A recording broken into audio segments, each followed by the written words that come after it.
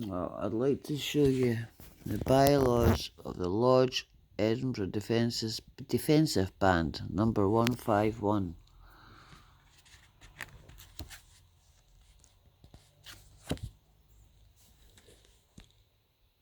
Bylaws, Lodge Edinburgh Defensive Band.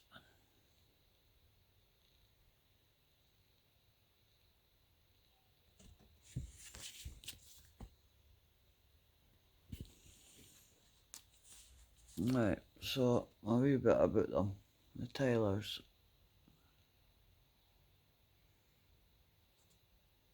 The Lodge of Edinburgh Defensive Band, Tyler in full dress, being the original uniform of the Edinburgh Defensive Band of Volunteers. So the history of the origin of the Lodge Edinburgh Defensive Band, number 151.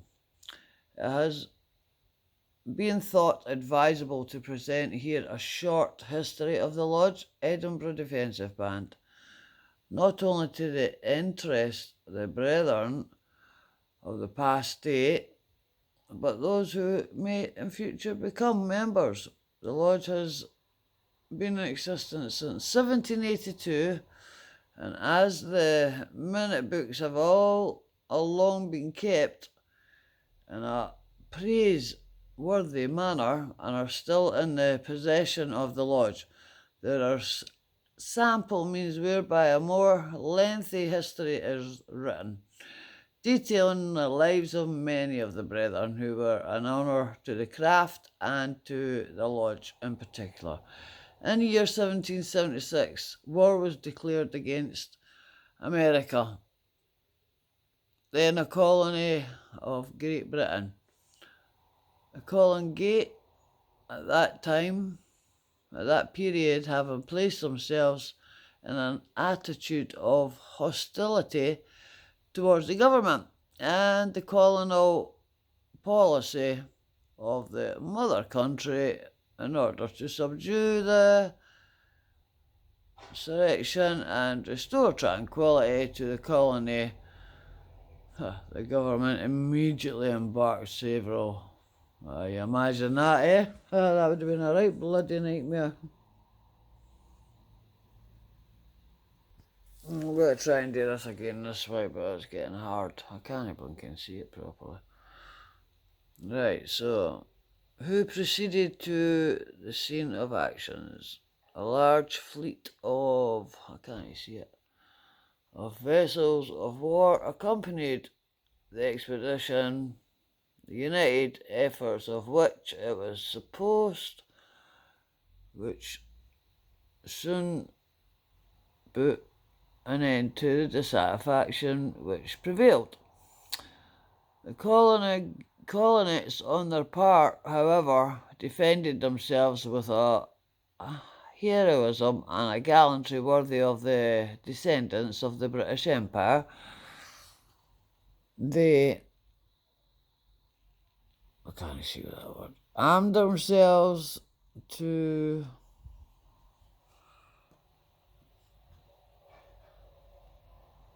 mass under the older, able generalship of Washington, and fitted out vessels of war to defend their coast and annoy the government of the mother country by making descendants upon the British coast.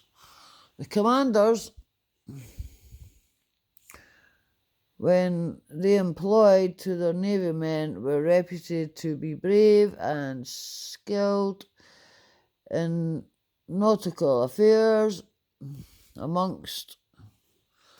No, I can't see, this is dodgy as, sorry people.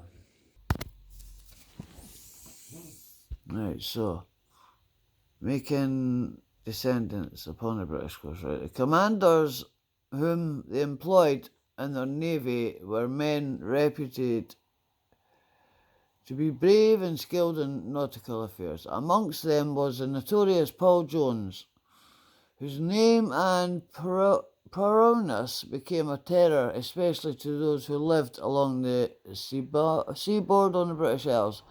Neither was Edinburgh exempt from the general panic. Its near proximity to Leith and the great wealth concentrated to the city at the time made it, they thought, a price worthy of daring and desperate exploits of so famed a commander as Paul Jones. I've never heard of Paul Jones. The citizens of Edinburgh, accordingly, for their own protection, applied to the War Office for permission to raise a regiment of volunteers.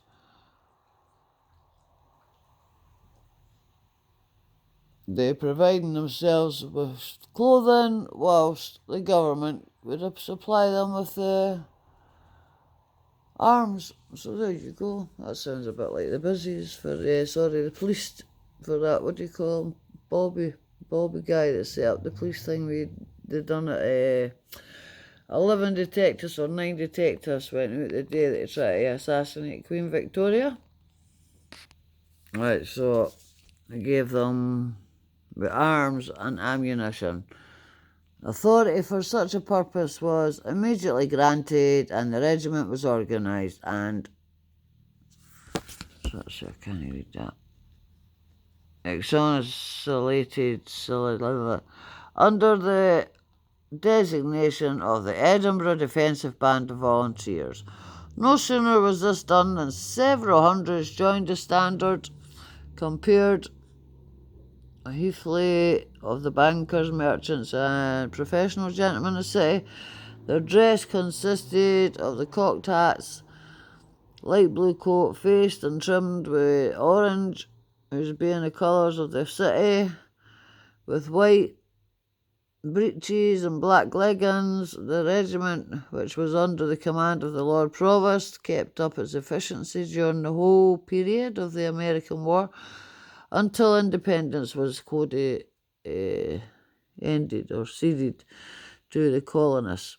At this, upwards of 50 of the regiment, in the anticipation of the corps being disbanded, resolved, for the purpose of keeping up the harmony and goodwill existed amongst them, to apply to the Grand Lodge of the Ancient Order of Freemasons in Scotland to erect and constitute them with the Lodge of Freemasons under the title and designations of the Lodge of Free and Accepted Masons in the Edinburgh Defensive Band, which request was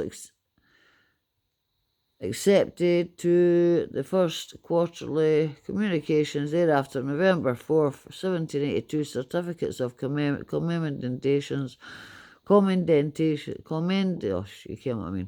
were also handed to the Grand Lodge from the R.W. Masters of the Lodge, Canongate and Leith and Canongate, in the Lodge at St Andrews, Edinburgh.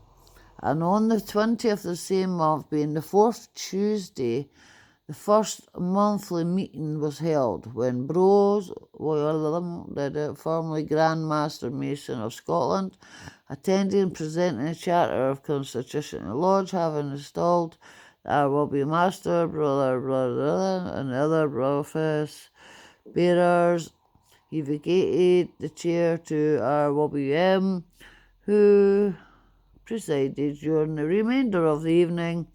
The meeting was a large one, there being deputations from almost every lodge in the province, who had met to testify their approval of the formation of the lodge and their goodwill for its prosperity. In the early part of the evening, the regimental band was initiated, which for several years contributed to the harmony of the meetings.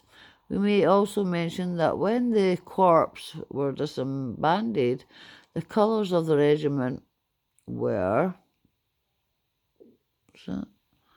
presented to the lodge, along with the musks and belts used by the first apprentice, Bro M. Niven, which articles are still in the possession of the lodge.